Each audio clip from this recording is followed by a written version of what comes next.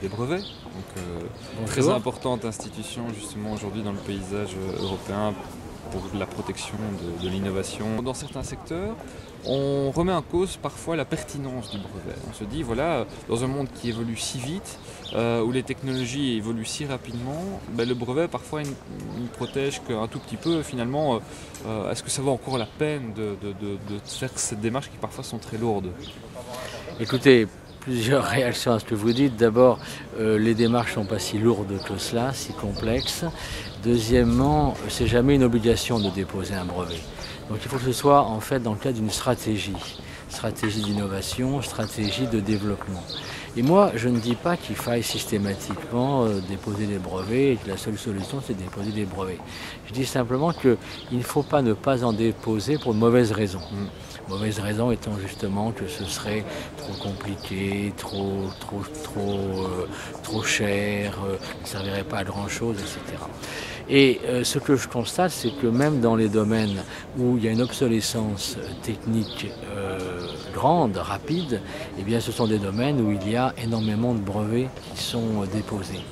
Donc je pense que la force du brevet, c'est que c'est un outil extrêmement souple, qui peut servir de manière offensive, de manière défensive, qui permet aussi, par exemple, souvent dans une start-up, son seul actif, c'est son brevet. Est-ce que parfois c'est pas justement le rôle principal du brevet aujourd'hui, c'est d'activer quelque part un capital intellectuel et peut-être plus nécessairement protéger justement cette. Mais après, il y a 36 façons d'utiliser un brevet. On peut s'en servir pour exploiter soi-même, on peut s'en servir pour essayer de trouver un certain nombre de licenciés, on peut s'en servir pour les partager.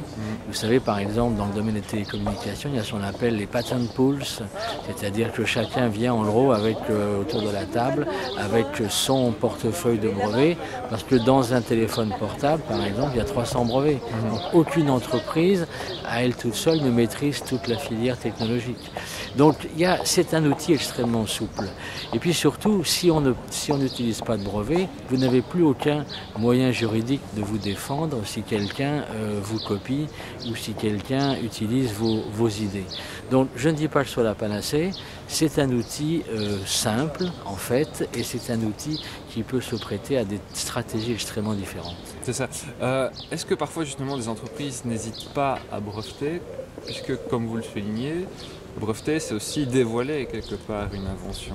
Alors, d'abord, il y a un décalage dans le temps, c'est-à-dire qu'on rend public la demande de brevet 18 mois après son dépôt. Donc, pendant 18 mois, ça reste confidentiel. Deuxièmement, il ne faut pas croire que garder une invention secrète, ce soit si facile que cela. Ça veut dire qu'il faut organiser la circulation de l'information au sein de l'entreprise, il faut organiser la circulation de l'information avec ses sous-traitants, avec ses fournisseurs, avec ses clients, avec ses partenaires. Donc c'est pas, je veux dire, c'est pas le choix entre je me lance dans une procédure compliquée, le brevet, ou je fais un truc hyper simple, garder secret son invention. Et puis après, bon, comme c'est un monopole qui est donné, le brevet, il faut quand même qu'il y ait une contrepartie. Dans cette réglementation européenne, l'Office européen des brevets a signé un accord avec Google récemment pour développer des machines automatiques de traduction. Et l'idée, c'est que justement pour faciliter l'accès à l'information, vous avez un problème croissant en ce moment, ce sont les brevets des langues asiatiques.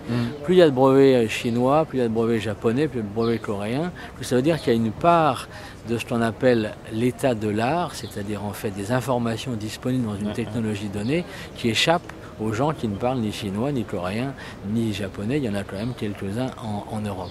Et donc l'idée, c'est d'avoir des systèmes de traduction automatique qui vous permettent de comprendre le contenu de ces documents et de repérer dans cette masse énorme de documents eh bien, ceux qui vous intéressent, ceux qui sont pertinents pour le travail que vous êtes en train de faire.